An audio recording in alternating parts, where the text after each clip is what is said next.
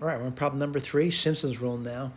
Simpson's rule we did not derive in class, so the formula would be given to you, certainly. I know in notes I said I'll give you the trapezoid too, but we derived the trapezoid. I think you should know that without it being given to you. But anyway, let's go to the whiteboard, and let's give it a shot, all right?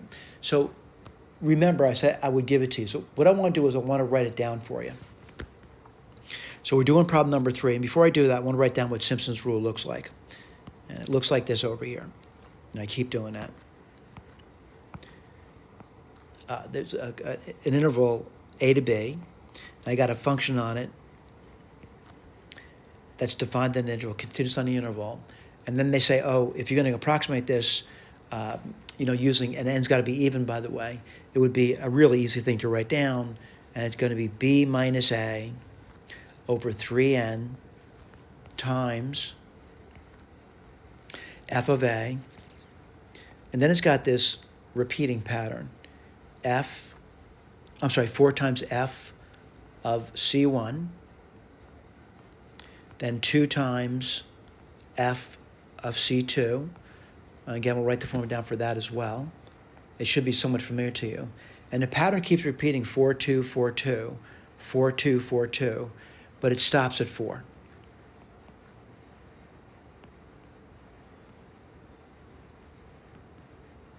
C n minus 1, and then we get this endpoint, which can be f of b. Let me write down what the CI is. The CI is going to be a plus b minus a over ni. All right? So again, that would be given to you. What are we doing over here? We're looking at a particular example of using this, and this is problem number 3 now. So actually, it's easier. I mean, it kind of removes all thought if you're using a formula. 2 to 4, and then you get 9 minus x squared dx. I'm going to say that f of x is 9 minus x squared. It's easier for me to write down f of x than it is to write down 9 minus x squared. That's the reason I'm doing it. They also say the n in this particular example is 4. So, what else do I know? I kind of know what, the b is going to be 4. So I'll write this down. We'll clean it up in a moment. 4 minus 2, and then 3 times the n is 4. And we'll clean that up. Then what do you put down? I'm going to write f down. All right, what's f? It's 9 minus x squared. I evaluate it at 2. And then I start marching through this thing. So 4. Before I do that, though, I want to write down the CI.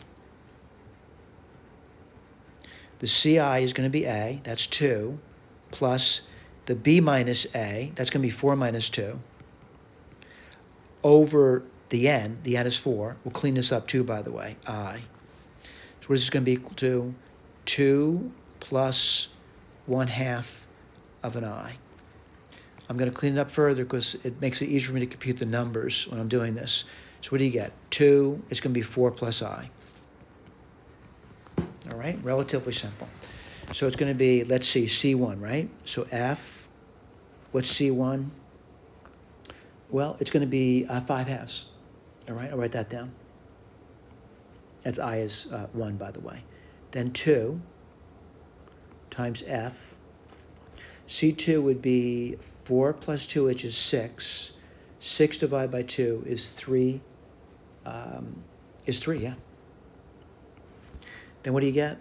Plus 4 times f of, and where are we now? Let's see, 1, 2, or 3, right? 7/2.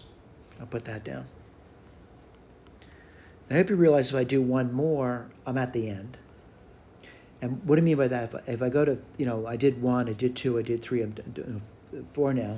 You get 4 plus 4 is 8. 8 divided by 2 is going to be 4. So I'm at the end. So what do you get? F of 4. I'm going to clean up a tiny, tiny bit. All right, let's put this over here. Tiny bit. I probably shouldn't use an equal sign over here. I should say it's approximately equal to this.